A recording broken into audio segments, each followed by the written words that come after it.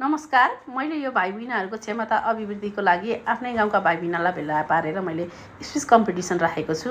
यसबाट चाहिँ भाइ बहिनीले केही सिकुन् भन्ने उद्देश्य राखेको छु। हेरेर प्रतिक्रिया दिनुहोला। धन्यवाद। हाम्रो आज अनुशासन मतलब स्पिच कम्पिटिसनको निर्णायक तथा अतिथिको आसन ग्रहण गरिदिनु हुन देवी दङ्गाल दिदीलाई हार्दिक अनुरोध गर्दछु। अनि निर्णायकै कुशल अधिकारीलाई पनि हार्दिक अनुरोध गर्दछौँ। आजको कार्यक्रममा विभिन्न स्कुलबाट सहभागी लिनुभएको छ, जस्तै Mechi secondary boarding school, global Montessori, Vidyashilp academy, हिमामी विद्यालय। अनुशासनको बारेमा रहेको छ। आजको कार्यक्रमलाई ढिला नगरी मेची सेकेन्डरी बोर्डिङ स्कुलबाट अनुप अधिकारीलाई हार्दिक अनुरोध गर्दछौँ। अनुप अधिकारी हो। म कक्षा 3 मा पढ्छु। मेरो स्कुलको नाम मेची सेकेन्डरी हो। आज म अनुशासनको बारेमा भन्दैछु। अनुशासन भनेको दाँत मोल्ने, आमा बुवाले भनेको मान्ने, होमवर्क गर्ने। अब म अर्को प्रस्तुति लिन ढिला नगरी ग्लोबल मन्टेश्वरीबाट तस्मिना दङ्गाललाई हार्दिक अनुरोध गर्दछु। नमस्कार, मेरो नाम तस्मिना दङ्गाल हो। म कक्षा 1 मा पढ्छु। मेरो स्कुल नाम ग्लोबल मन्टेश्वरी हो। म अनुशासनको बारेमा भन्छु।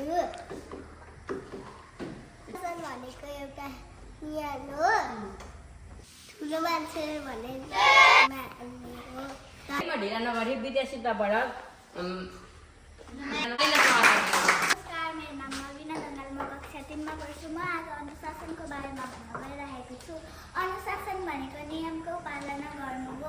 वास्तवमा अनुशासन मानव जातिको सर्वोत्तम गुण हो र असल मान्छेलाई सबैले मन पराउँछन्। सानोलाई माया गर्नु र ठुलोलाई आदर गर्नु राम्रो मानियो। धन्यवाद। हिमाली माध्यमिक विद्यालयबाट लियान अधिकारीलाई हार्दिक अनुरोध गर्दछु। सबैजनाले तालीले स्वागत गर्छु। मेरो नाम लियान अधिकारी हो। म कक्षा 3 मा पढ्छु। म आज अनुशासनको बारेमा भन्न जाँदैछु। एउटा नियम हो, हामीले सही बाटोमा हिँड्न सिकाउँछ। धन्यवाद।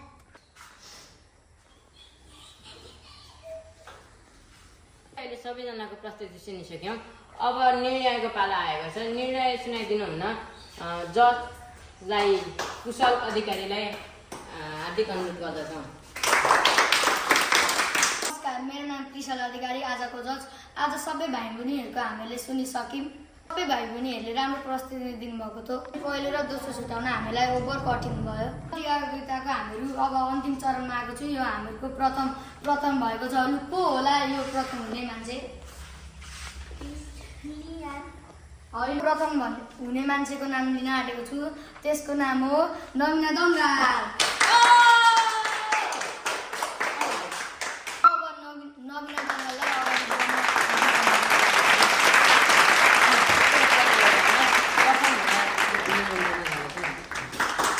यो प्रतियोगितामा प्रथम हुने बहिनीलाई देवी दङ्गालज्यूले पुरस्कार वितरण गरिदिनु हुन हार्दिक अनुरोध गर्दछौँ।